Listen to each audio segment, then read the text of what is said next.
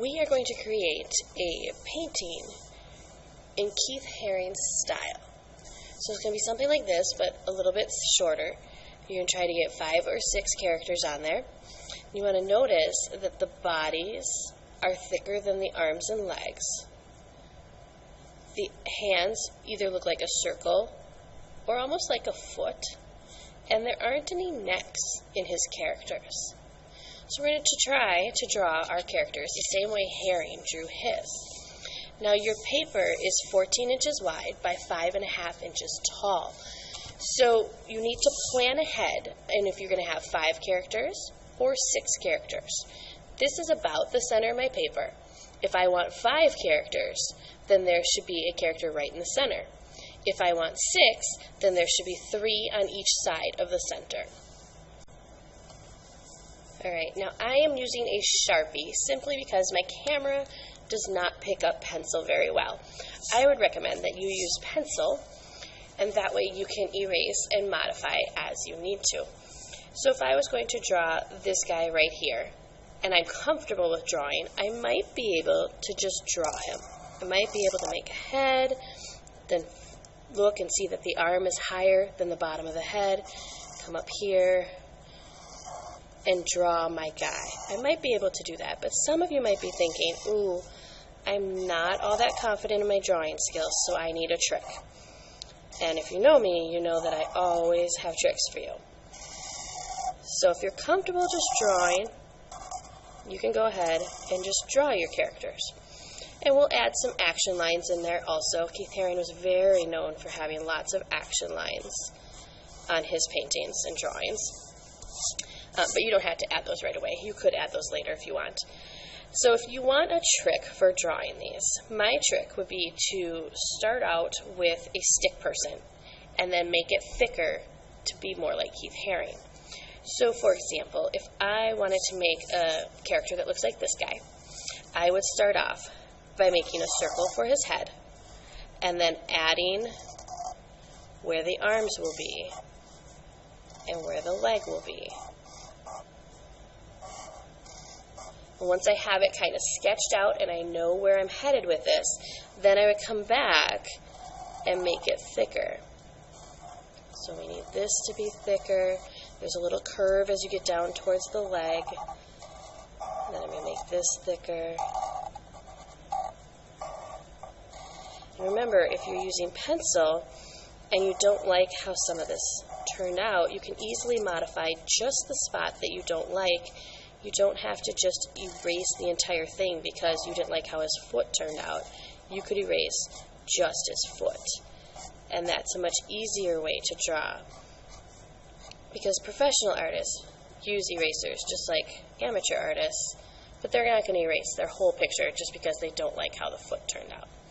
So now, if I was using pencil, which is what I would recommend, I would then erase these lines in here that I don't need, and he will look just like this guy that is in red. So after you figure that out, you're going to continue across your paper until you have 5 or 6 characters. Now that you have your people drawn, and yours should just be in pencil just doesn't show up on my camera, you need to have a ground on there somewhere. And the ground wouldn't be way down here. It would be back a little bit farther because the people aren't standing on the edge of the ground. So I'm going to go right about here, and I'm going to draw, this is my horizon line, or where the ground meets the sky, or wall, whatever's behind them. And now I'm going to start painting. You are going to get just the primary colors. Primary colors are important because they make all of the other colors, but you cannot mix the primary colors. So I can't take orange and purple and mix blue. That doesn't work. So I like to start with yellow because it's the lightest color, and if I get any other colors mixed in there, it's going to be very obvious. So I'm going to pick any of my characters or the background and make it yellow. Painting very carefully right up to the line. I like to kind of sneak up on the line so that I know I'm not going to accidentally go over it. And if you need a smaller brush for more detailed areas, you can switch brushes whenever needed. Trying to use your best craftsmanship to paint very neatly.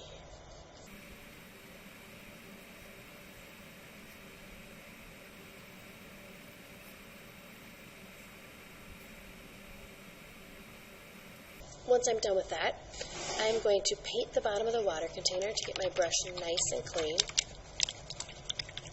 And wipe it gently on the edge.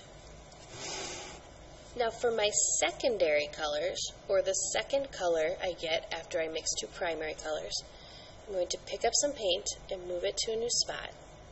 Wash my brush again. Brush it off.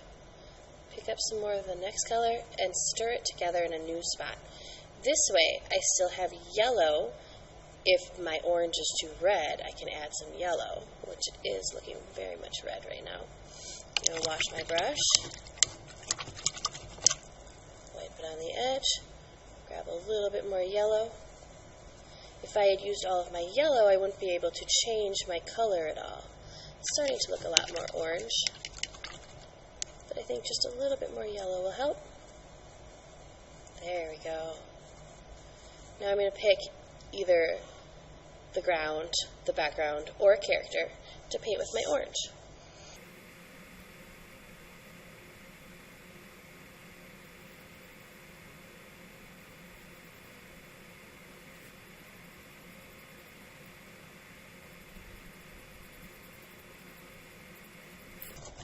I'm going to continue this process until all of my people and my background are all fully painted.